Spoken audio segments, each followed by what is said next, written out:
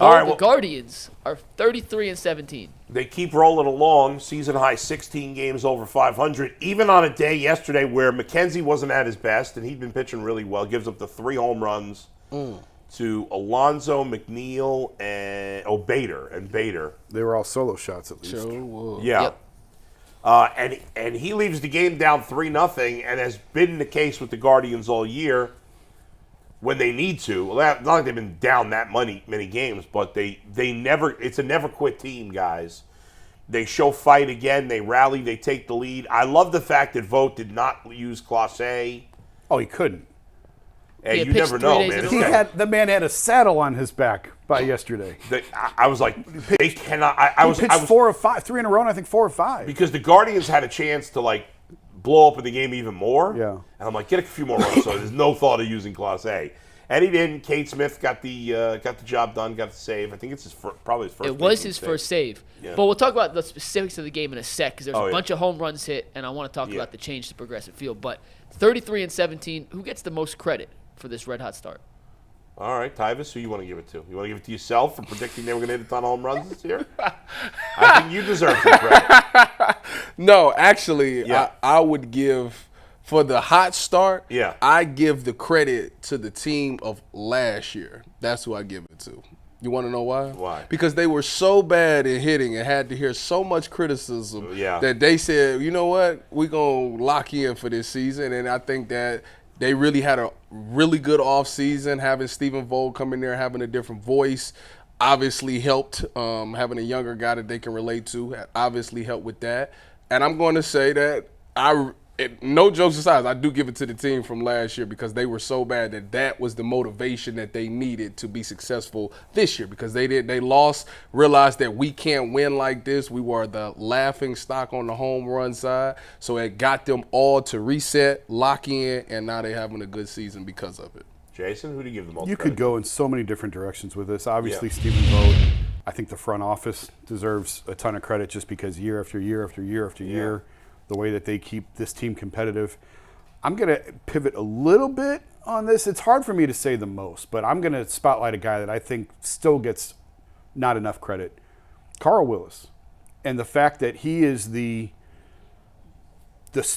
pillar of this coaching staff right now. He's the guy who they all lean on, that they all look to, because a lot of these guys are doing this for the first time. Vogt obviously is doing this for the first time. Craig Albernez, his bench coach, doing it for the first time. And I thought, I'm going to get sidetracked for a second. I thought Steve did something really interesting the other day. I don't know if you guys caught this or if you talked about it.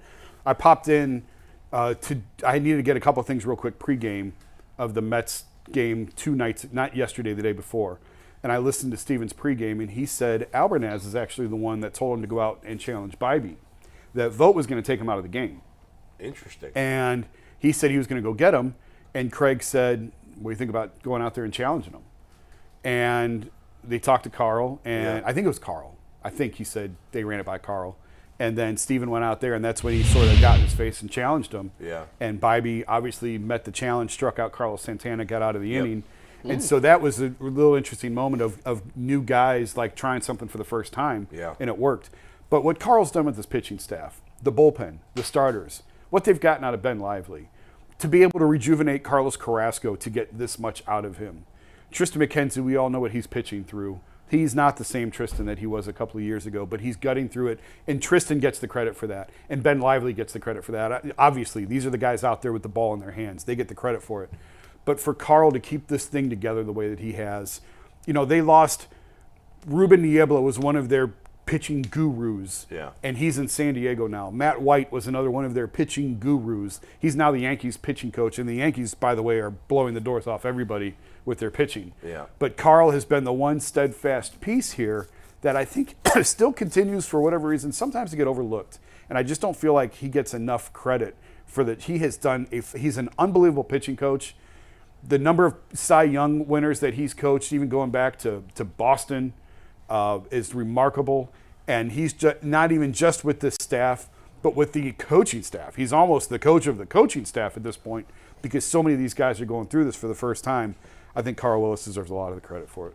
And before you go, Bold, the little snippet that Jason was referring to, Steve, take tag word full here. This is from Zach's article in The Athletic, and it was Albernaz, who challenged Stephen Vogt to go get Tanner Bibee. You can read that little snippet right there. But that was quite a moment because Bibee answered the call. They called on Bibee. He came out, struck him out. It was a hell of a moment and a great call by Vogt and Albernaz to figure out a way to motivate their starting pitcher to get a critical out in the game. It's a great call. Before I give you my guy, it's a great call because that will pay off for them when it matters. Absolutely. There's no doubt because and you can't push that button all the time. No, you can't because then it's like, well, then what are we doing here? It comes off as disingenuous if you do it too much. But you go out there and challenge a young pitcher who maybe has never had that in his professional career. Hey, we need you. You got it in you. Tanner Bibee's got to be a leader of the staff. Yeah, we still don't. I mean, it's almost June and Gavin Williams still hasn't thrown. No, pitch. They are like relying 2 weeks away or a week away. We've heard that for 2 months. Yeah, right. You've been saying that a while. So, but I mean, my bold prediction was Bibee's going to catch Cy Young votes. Yeah. He's starting to round into form. They need this They guy. need him to lead the staff in pitch innings. You saw in that quote, we want him to be a dude. He's got to be a dude. Absolutely. For this team to have any chance to continue June, July, August, September, and into October, it's got to be Tanner Bibee. And clearly this team, unlike the JB situation, clearly this team is buying into Stephen Vogt and the coaching staff here. But something like this was brilliant that Stephen Vogt not only did this, but the fact that he credited his assistant coaches. Yes. Because he just won credibility with his assistants and with his players. Yep. And it comes from a good place. And so that's great. Now, obviously, as you said, there are so many candidates, it's really hard to pick one. But I'm going to go with a guy I just mentioned a few minutes ago, and that's Emmanuel Clase. Because until the last couple of weeks, it was the bullpen really holding this team together. Yep. Yes, Josh Naylor and Steven Kwan early in the season were killing it at the plate. Jose Ramirez lately has been killing it. David Fry's been real good all year. But for the most part, the lineup until recently has not been very good as a whole. And now the last few weeks they've been a lot better. And the rotation's been very inconsistent again until the last couple of weeks. The bullpen has been the rock of this team. And the leader of that bullpen is Emmanuel Clase. And he, since joining the Guardians, has made as many appearances as almost any pitcher in baseball. He was phenomenal in 2022. He was good last year, but not quite as good in 2023. And he's back to being phenomenal in 2024. And you ask any baseball player, Jason, I'm sure you've had these conversations, there is nothing more gut-wrenching than having a bad closer. Yeah. Because when you blow if you're a team that's consistently blowing games late, it kills the confidence of the entire roster. The fact that they have probably the best closer in baseball. Oh, for sure. Right? It's no debate. The guy the Yankees is having a killer season, too. Yeah, but Clase. But Clase's done it for longer. I said probably just because I'm like, am I forgetting somebody? Is there somebody else to a slow start? Clase is the best closer in baseball. You're right. There really isn't an argument at the moment. The fact that you have that, why do you think part of the reason the Guardians' bullpen has been so good is because everybody else can take a breath knowing that you have Clase at the back end. And there are some guys, no matter how talented they are, Jason, as relief pitchers, that cannot be a closer. They can't pitch in that situation. They struggle in that big moment. And he makes it easier for everybody else in that bullpen to have success because they don't have to worry about their role changing because of the closer maybe losing his job. You look all over the league. Edwin Diaz 2 years ago got paid the biggest contract ever for a closer. By the way, I said at the time it was a stupid move. Then he got hurt, missed the whole season. He's been a disaster this year. The Mets have had to take him out of the closer role. You see that constantly. It is the least reliable position, maybe in sports, is the closer. You have a guy who's great. Craig Kimbrell was one of the best guys. He lost his job. He's got it back now. he could lose it again. That might ultimately cost the Orioles. Yeah. The difference in the end between the Yankees and Orioles might be that the Yankees closer is reliable and the Orioles closer is not. Well, it might be the same thing. The Royals closer, he's nice. He's a rookie. He's done a solid job, but he's not Clase. He's not even close. And the Royals are playing great baseball. And the Guardians haven't been able to gain any ground on them in the last week because they've won 6 in a row too. But in the end, that might be the difference, is that Clase is most reliable. And so with all these people that deserve credit, Emmanuel Clase, who has locked up, half the Guardians' wins? Roughly? Maybe a little less than half? Yeah, probably. How many saves does he have? How many saves does Clase have, Mike? 15, 16? I thought it was 14. I believe 15. I'll tell you right now if you give me 1 sec. I thought it was 14, but Okay. maybe he added one. He's the best closer in baseball. Yeah. As far as I'm concerned. He's got the filthiest stuff, the nastiest stuff. I think I mentioned this once before on the show. I was talking to Stephen Vogt about him in spring training and said, "You ever face him?" And he said the first at bat was a spring training at bat. Yeah. Nobody knew anything about it. He was still in Texas. Right. Or maybe it was Cleveland. I don't remember. It doesn't Yeah. matter. And there just wasn't a lot of scouting on Clase. Yeah. And Vogt came back to the dugout and said, like, the scouting report he gave the guys was, moves a little. It moves. Yeah. And then they looked at the tracking. It was like 6 inches of break. And he's like, this guy is insane. How many wins do the Guardians have now? 33. He has 15 saves. So almost that's half. Essentially half their wins. And think about this. This is crazy, but I believe this, and I'm curious your take on this, Jason.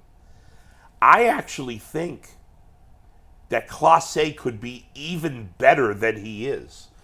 Because you look at his strikeouts per 9 innings, it's not amazing. I mean, it's good, but it's not like what Josh Hader used to be or any of those guys. Yeah. I even think there's another mini level of his, which is hard to say because he's the best. Yeah. But I actually think he could be even more dominant, which is insane. Yeah. What do you think his strikeouts per 9 is right now? I think it's just under 9, right? Jason, what do you think? I would say around 8.5 to 9.2, somewhere in there. Ty? No idea. No. It is 8.5. Yeah. Like, I think he could be a 10, 11, 12. I'm shocked it's that low. Right, because he's so nasty. The fact that he doesn't strike out even more batters than he is tells me. I feel silly even saying that he could be even better because I don't know. What was Rivera?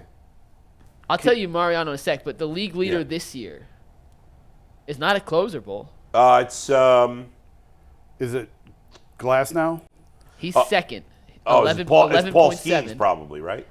Well, No, he doesn't qualify. he yet. doesn't So he qualify. only did Who's 2 better than games. Glass now? Jack Flaherty is averaging 12. Oh, yeah, strikeouts Is per that the 9 dude from the innings. Tigers? Yeah. It is. Yeah. He like that? He wasn't before. Dude, I had Tarek Skubal and Glass now on my fantasy team. And neither one got a win yesterday. Yeah, you believe I that? know. I know. Glass never got hit around. Why were they Real about to quick, trade? Mariano's. Yeah. Mariano's career strikeouts per 9 innings, 8.2. See? Because, and like, I remember I got killed for this, but because I'm such a fantasy nut, I knew Clase when they made the trade. I'm like, guys, I'm not trying to tell you he's Mariano Rivera, but he throws a cutter 100 miles an hour. Yeah. Like, the only other guy who could do that was Mariano Rivera. And yet, his strikeout rate was lower than because I know it's blasphemy, although not as much now as it was a couple years ago. Yeah. But Clase is a mold of Rivera just because of the cutter and the movement that he has on the cutter.